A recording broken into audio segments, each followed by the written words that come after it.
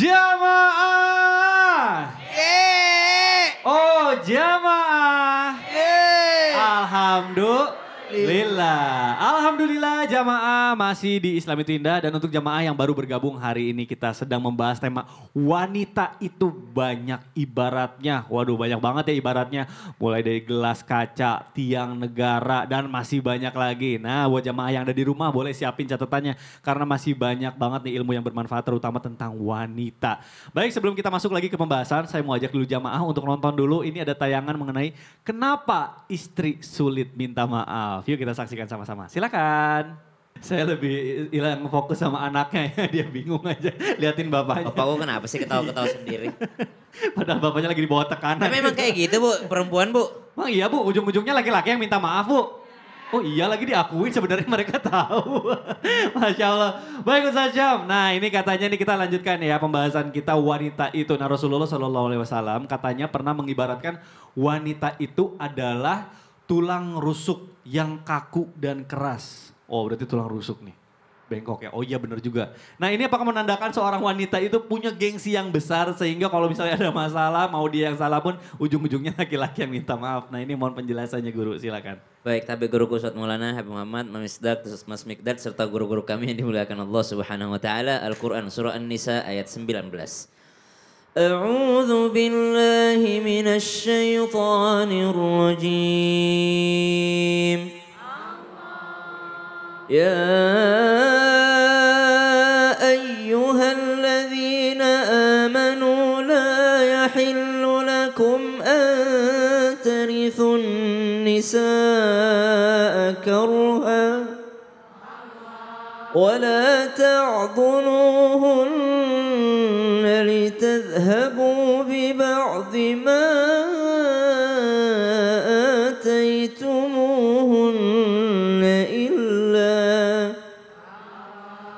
إلا أن يأتين بفاحشة مبينة وعاشروهن بالمعروف فإن كرهتموهن فعسى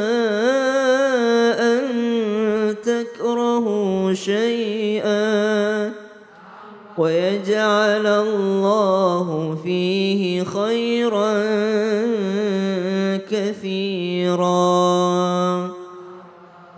Al-Quran surah An-Nisa ayat 19 sudah mewanti-wanti bahwa fa in karihtumuhunna fa asa an takrahu syai'a wa yaj'alallahu fihi khairan katsira.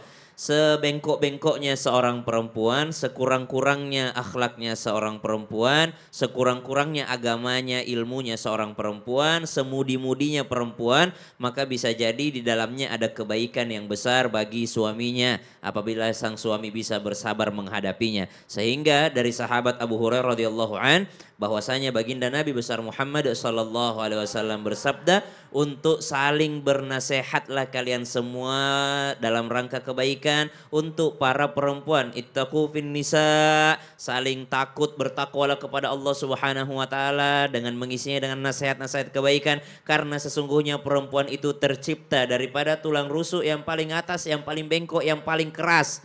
Kalau dikerasin malah jadi patah, kalau dibiarin malah terlalu bengkok. Maka mesti dengan nasihat-nasihat yang indah yang disampaikan kepada seorang suami, kepada seorang laki-laki terhadap wanitanya. Karena ibarat wanita selanjutnya adalah ibaratkan tulang rusuk yang paling bengkok, yang paling keras. Maka janganlah bersikap kasar dan keras kepada seorang wanita karena engkau akan membuatnya patah. Jangan juga engkau membiarkannya berlarut-larut dalam bengkoknya dia, karena semakin lama ia akan semakin bengkok. Paling bagus kalau dicontohkan kebaikan karena dia ikut-ikut arus aja dia itu. Aduh ini bener banget nih, kadang suami itu ya kalau nasihatin tapi gak sama contohnya. Jadi pelajaran buat kita ya, Betul sekali. Jangan terlalu keras tapi jangan juga dibiarin ya Ustadz. Begitu banyak dalil sholat sunnah ku berikan kepada istriku, tidak ada yang lebih kuat dalilnya dibandingkan saya sholat sunnah dulu, dia pasti ikut. Waduh Masya Allah, baik ini bagus banget nih ilmunya.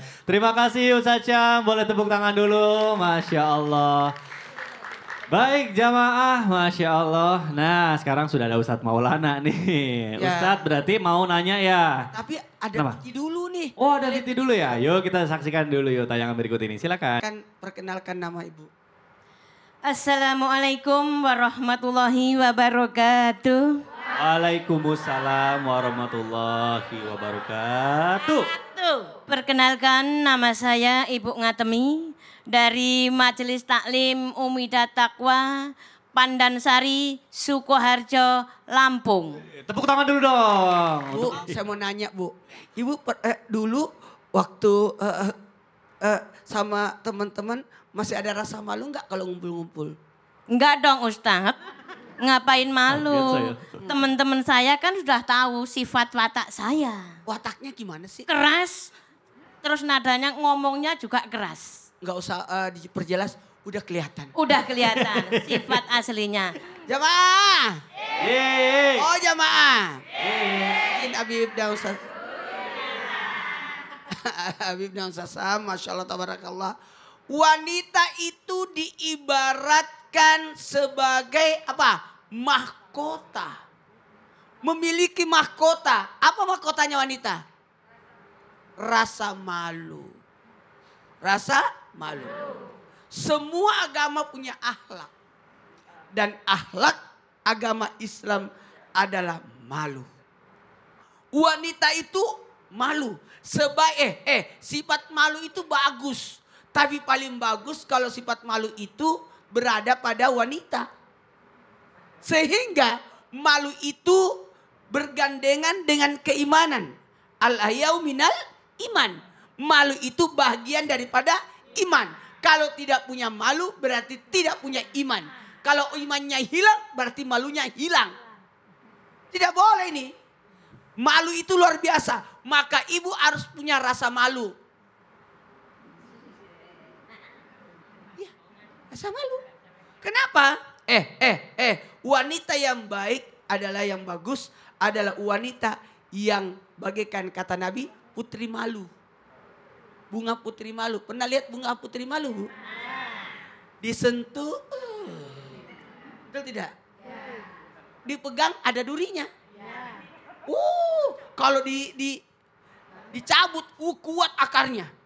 Itu bunga putri malu, itu kuat akarnya. Maka wanita punya sifat malu. Malulah di depan suami. Ya. Wanita yang baik adalah anggun di depan tamu, bermanja-manja di depan suami. Jangan dibalik. Betul tidak? Sebaiknya kita seorang wanita, Ya. simpanlah rasa malunya sebaik-baiknya dijaga. Jangan berdua-duaan, aku malu, nanti aku malu. Itu paling bagus itu. Ya. Baik, sebetulnya rasa malu itu menyelamatkan kita juga ya. Yang Dari penting jangan fitnah. malu-maluin. Nah itu dia. Malu boleh tapi jangan malu-maluin. Baik terima kasih Ustadz Maulana.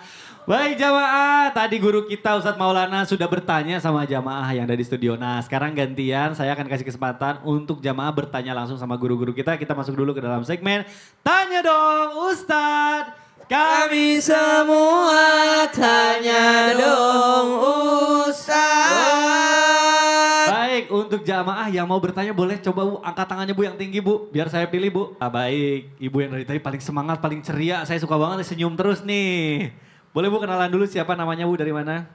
Assalamualaikum warahmatullahi wabarakatuh. Waalaikumsalam warahmatullahi wabarakatuh. Perkenalkan nama saya Ibu Tri Purwati, biasa dipanggil Ibu Pur.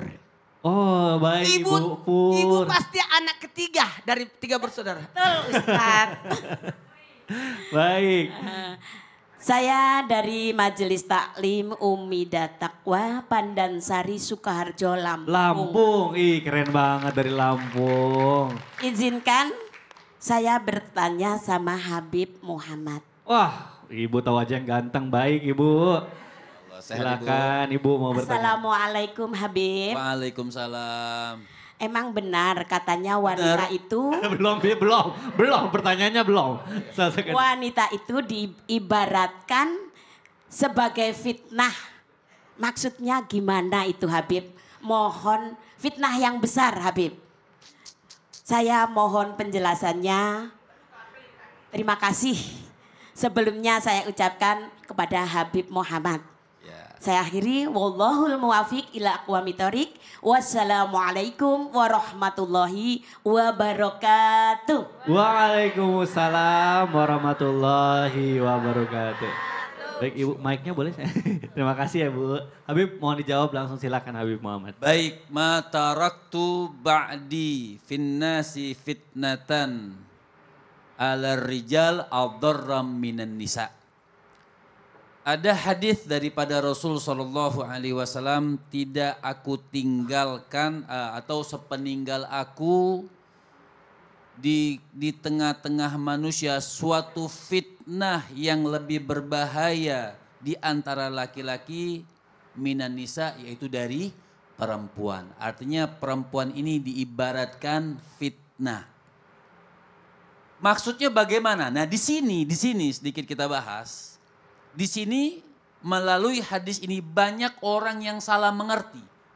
Sehingga mengecilkan dan Mendiskreditkan. Ya itu Mendiskreditkan. Salah juga. Ya pokoknya mendiskreditkan. Kredit with kredit. Hah? Diskreditkan. Diskreditkan. Ya itu. Jadi mendiskreditkan. Tambah salah. Ya. Artinya banyak di sini orang sudah berarti menyalahkan perempuan. Imam Ibnu Hajar juga Imam Bukhari mengatakan hadis ini menunjukkan tidak semua perempuan fitnah. Betul kan? Bahkan di sini sebenarnya ujian buat laki-laki. Jadi jangan menyalahkan perempuan. Laki-laki itu memang pada dasarnya lebih banyak syahwatnya, lebih banyak kurang malunya, dan lebih banyak tidak bisa menahan diri kepada seorang perempuan. Sehingga terkadang seorang laki-laki dia rela untuk melakukan sesuatu yang haram, melakukan sesuatu yang tidak diridhoi oleh Allah Subhanahu wa taala hanya dengan sebab satu perempuan. Jadi fitnah itu bukan gara-gara perempuan, dari laki-laki juga salah. Kenapa? Kenapa dia tidak bisa menahan ujian yang diberikan oleh Allah Subhanahu wa taala? Perempuan ujian, laki-laki ujian. Tapi kenapa dikatakan perempuan itu fitnah? Biasanya laki-laki yang salah. Kenapa? Tidak bisa menahan syahwatnya untuk menahan dirinya untuk tidak mendekati perempuan tersebut. Tapi kalau dia alihkan dengan sesuatu yang halal, dengan sesuatu yang bagus, itu boleh. Dan fitnah juga biasanya perempuan lemah. Dan laki-laki semena-mena kepada perempuan tersebut di dalam rumah tangga, itu namanya fitnah. Mentang-mentang, oh ibu itu bilang betul. Ibu itu bilang semangat banget Ibu. Karena perempuan itu lemah di dalam rumah tangga. Jadi seakan laki-laki juga terkadang yang tadi Ustadz Syam bacakan juga ayatnya rijal qawwamuna 'alan nisa, laki-laki itu pemimpin daripada wanita, seakan-akan sudah semena-mena laki-laki itu melakukan seorang perempuan. Nah, itu salah. Jadi fitnah di sini jangan pernah menyalahkan maksud Nabi bahwa menyalahkan perempuan, tidak. Perempuan suatu hiasan, tinggal laki-laki bagaimana menjaga perhiasan tersebut. Bisa menahan syahwatnya atau tidak. Bisa menahan ujian yang Allah Subhanahu wa taala berikan atau tidak kepada laki-laki tersebut ketika memandang seorang perempuan. Jadi jangan lagi mengatakan bahwa ketika kita mengatakan perempuan itu fitnah besar, bukan fitnahnya gara-gara perempuan tersebut, tapi juga bisa terkategori laki-laki yang tidak bisa menahan ujian yang di depan dirinya. Waduh, ini jadi sudut pandang baru nih. Kita tidak bisa menelan mentah-mentah ya. Jadi ternyata ada apa ya, sebab akibat gitu ya. Jadi tidak boleh menyalahkan seutuhnya dengan perempuan. Betul, laki-laki juga harus punya apa ya, bahkan sebagai pemimpin harus juga bisa ya mengayomi. Benteng keimanan. Itu dia benteng keimanan, Masya Allah. Baik, terima kasih Habib Muhammad Syam. Silakan duduk kembali, boleh tepuk tangan, Masya Allah. Mudah-mudahan terjawab. Sekarang saya akan kasih kesempatan lagi jamaah untuk bertanya. Yang mau bertanya boleh angkat tangannya lagi Bu. Waduh, baik. Saya akan kasih lagi untuk yang sebelah kanan. Baik Ibu. Oh mana Ibu, tadi semangatnya soalnya saya Ibu boleh Ibu perkenalan dulu siapa namanya Bu? Bismillahirrahmanirrahim. Assalamualaikum warahmatullahi wabarakatuh. Waalaikumsalam warahmatullahi wabarakatuh. Perkenalkan, nama saya Ibu Rofingatun. Kami dari Majelis Taklim Umida Taqwa Pandansari Sukoharjo, Lampung. Baik Ibu. Saya mau bertanya sama Ustadz Syam. Sama Ustadz Syam, baik. Siap Ibu silahkan. Mohon izin Ustadz, saya mau bertanya, apakah benar dalam Islam jika ada suami yang bertindak KDRT maka akan merusak keindahan istri atau wanita itu sendiri? Mohon penjelasannya dan saya akhiri. Wallahu muwaffiq ila aqwamit thoriq. Wassalamualaikum warahmatullahi wabarakatuh. Waalaikumsalam warahmatullahi wabarakatuh. Hidup wanita. Hidup wanita. Ustadz Syam boleh langsung dijawab silakan. Terima kasih Mas Mikdad, Tabi Guru Koh Muhammad, Ustadz Maulana serta guru-guru kami yang dimuliakan Allah Subhanahu wa taala. Ibarat wanita selanjutnya adalah wanita ibarat bunga yang jikalau engkau kasar kepadanya dalam memperlakukannya akan merusak keindahannya, menodai kesempurnaannya sehingga menjadikannya layu dan tak berseri lagi. Karena perempuan ibarat bunga. Maka bunga ini mestinya diapa? Bunga ini mestinya dirawat, bunga ini mestinya dijaga. Kalau bicara KDRT maka no excuse, tidak ada permission dalam Islam, tidak ada alasan dalam Islam dalam melakukan KDRT. Sehingga di dalam Al-Quran juga disebutkan kalau sudah sempurna dia, kalau dia sudah berusaha untuk menjadi seorang wanita salihah, berusaha menjadi seorang wanita yang taat, tidak melakukan nusyuz, maka dia sudah menjaga apa yang harusnya dijaganya. Maka fala tabghu alaihinna sabila, jangan cari-cari kesalahannya. Maka subhanallah, baru saja kami mendengar ada orang yang bertanya kepada kami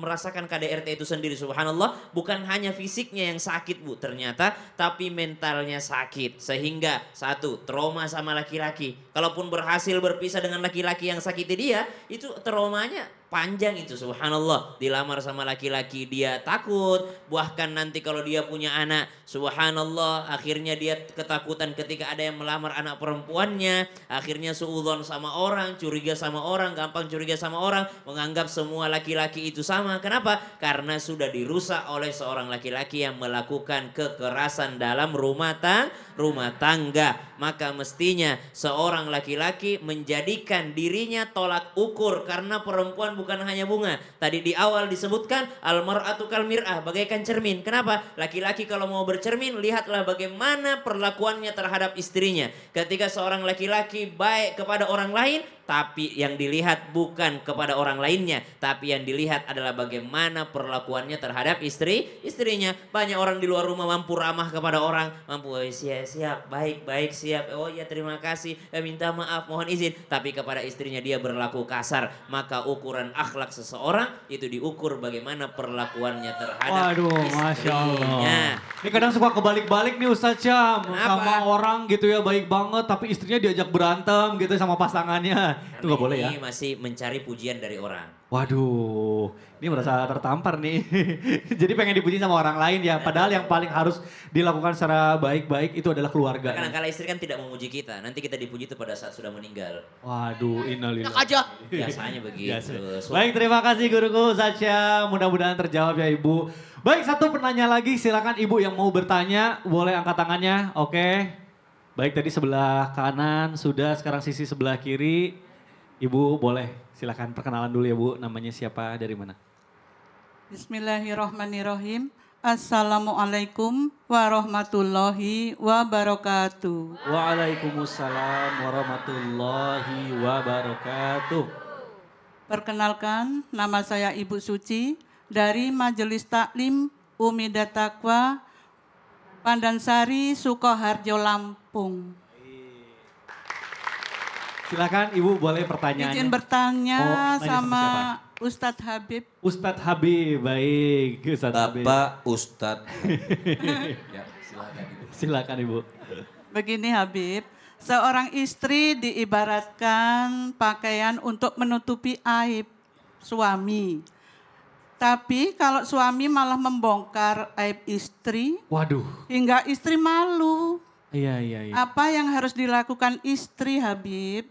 Oh baik. Jadi bukan Mohon gitu. penjelasan Habib. Saya akhiri. Wassalamualaikum warahmatullahi wabarakatuh. Waalaikumsalam warahmatullahi wabarakatuh. Habib Muhammad boleh langsung dijawab silakan. Baik, Nabi SAW pernah dalam suatu hari kejadian. Nabi lagi berjalan bersama sahabat-sahabat, ada perempuan lagi berkumpul, laki-laki lagi berkumpul. Kemudian ada satu orang yang bilang, wahai Rasul, mereka itu berkumpul yang perempuan, yang satu ngomongin suaminya, pastilah yang satu ngomongin istrinya. Maka Nabi mengatakan itu ibarat, mereka itu diibaratkan yang lagi ngumpul itu setan laki-laki dan setan perempuan. Kemudian mereka berkumpul saling berhubungan suami istri dan orang yang paling jelek nanti di akhirat Allah Subhanahu. Jadi diibaratkan setan. Sama Nabi itu diibaratkan setan.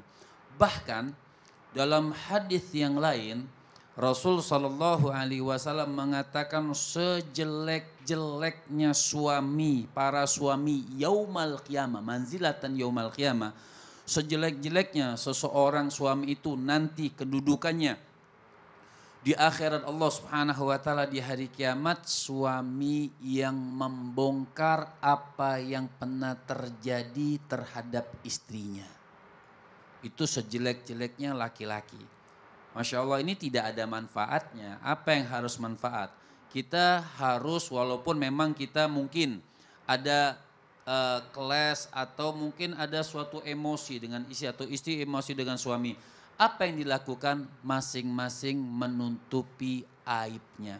Jadi apa yang dilakukan oleh istri? Istri boleh ngomong tabayun sama suaminya. Kenapa? Ini kan mungkin cukup sama kita saja.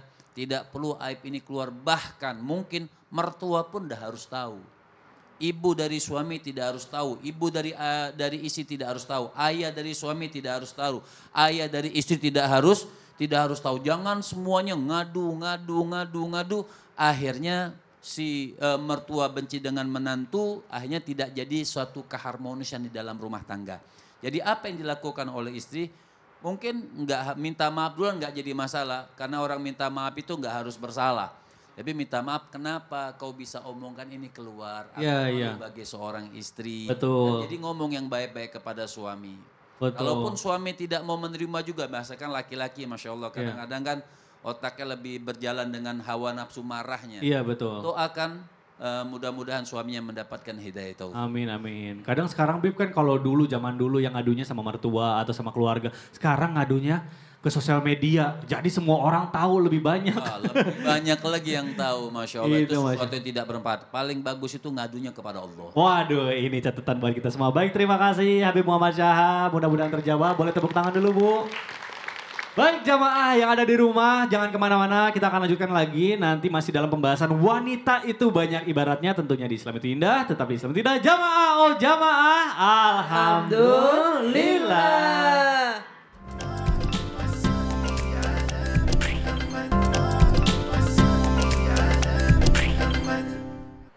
Jamaah, oh jamaah. Alhamdulillah. Baik, Masya Allah jamaah masih di Islam itu indah. Dan untuk jamaah yang baru bergabung hari ini kita sedang membahas tema wanita itu banyak ibaratnya. Banyak banget dari tadi sebelumnya. Wanita itu bagaikan buku, wanita itu bagaikan tiang negara, gelas kaca dan masih banyak lagi. Nah mungkin ini saya mau bertanya sama Habib Muhammad Syahab. Sebenarnya bagaimana sih cara Rasulullah Shallallahu Alaihi Wasallam mengajarkan para kaum laki-laki itu supaya dapat memuliakan dan menjaga hati seorang wanita yang banyak ibaratnya. Baik itu kan banyak ya wanita itu ada ibu, ada anak, ada keluarganya. Nah ini mohon jawabannya Habib silakan. Baik. Bismillahirrahmanirrahim. Banyak sekali kalau kita pelajari dari Nabi. Banyak sekali Nabi itu nasihatnya. Jadi mau laki-laki siapapun itu sampai dikatakan oleh Nabi istausu bin nisa. Nabi SAW sampai mengatakan, hei kalian berbuat baiklah kepada perempuan. Nah perempuan ini umum. Ya. Perempuan ini ada ibu kita, ada saudara perempuan kita, kakak, baik kakak atau adik kita. Nabi katakan istausu bin nisa, berbuat baiklah kepada perempuan. Ada yang namanya mertua perempuan, semuanya. Enggak seorang laki-laki yang pengecut. Lihat kata Nabi, seorang laki-laki yang pengecut, dia selalu berkata dan berbuat kasar kepada seorang perempuan, baik ibunya atau istrinya. Itu laki-laki yang pengecut. Jadi harus apa? Makanya seseorang itu belajar agama. Belajar bukan hanya sekedar belajar, tapi juga ilmu dan amal. Belajar ilmu kemudian mengamalkan ilmu tersebut. Banyak sampai Nabi SAW dia menjahit bajunya sendiri. Nabi sampai membantu pekerjaan rumah daripada istrinya. Sampai dikatakan kau di luar boleh seperti singa kata Nabi. Tapi di rumah jadilah seperti bayi. Baik, baik, Di luar rumah boleh kau seperti singa hebat segala macam punya hebat. Tapi di rumah jadilah kau seperti bayi. Artinya lebih lembutlah kita di rumah. Waduh, Masya Allah. Baik, terima kasih Habib Muhammad Syahab. Nah mungkin ini yang terakhir kesimpulan oleh Ustadz Maulana. Kesimpulan dari tema kita hari ini, wanita itu banyak ibaratnya. Karena wanita itu perhiasan. Wanita itu karunia, bukan musibah. Ingat, wanita itu kalau dia beriman, kalau dia soleha, maka pemimpinnya para bidadari. Dan ketahuilah, perempuan itu banyak dapat keringanan dalam al-ibadah. Bahkan perempuan itu diberikan pahala yang sangat besar. Kalau dia hamil, melahirkan, bagian jihad fisabilillah. Dan ingat, wanita yang taat kepada suaminya, taat kepada Allah, taat kepada suaminya, menjaga kemuliaannya, maka dia silakan masuk surga di pintu mana dia suka. Dan apabila wanita itu menjadi sosok ibu, maka al-jannatu tahta aqda ummati. Surga itu berada di bawah telapak kaki ibu. Artinya apa? Wanita itu lebih mulia daripada surga yang kamu kejar. Baik, terima kasih Ustadz Maulana. Dan sekarang akan kita tutup dengan doa yang dipimpin oleh guru kita Ustadz Syam. Silakan guru. Alhamdulillahi Rabbil Alamin. Allahumma salli ala Sayyidina Muhammadin Nabiyil Ummi wa ala alihi wa sahbihi wa sallim. ربنا تقبل منا إنك أنت السميع العليم وتب علينا يا مولانا إنك أنت التواب الرحيم ربنا ظلمنا أنفسنا وإن لم تغفر لنا وترحمنا لنكونن من الخاسرين ربنا هب لنا من الصالحين ربنا هب لنا من أزواجنا وذرياتنا قرة أعين واجعلنا للمتقين إماما ربنا آتنا في الدنيا حسنة وفي الآخرة حسنة وقنا عذاب النار والحمد لله رب العالمين. Amin amin ya Allah ya Rabbal Alamin. Alhamdulillah jamaah, demikianlah perjumpaan kita di pagi hari ini. Mudah-mudahan bermanfaat dan kita bisa mengamalkannya. Sekali lagi terima kasih sedalam-dalamnya kepada guru-guru kita, kepada jamaah yang ada di studio, juga jamaah yang ada di rumah. Akhir kata saya Mikdad Adausi mohon undur diri, mohon maaf apabila ada kesalahan. Wabillahi taufiq wal hidayah. Wassalamualaikum warahmatullahi wabarakatuh. Waalaikumsalam warahmatullahi wabarakatuh.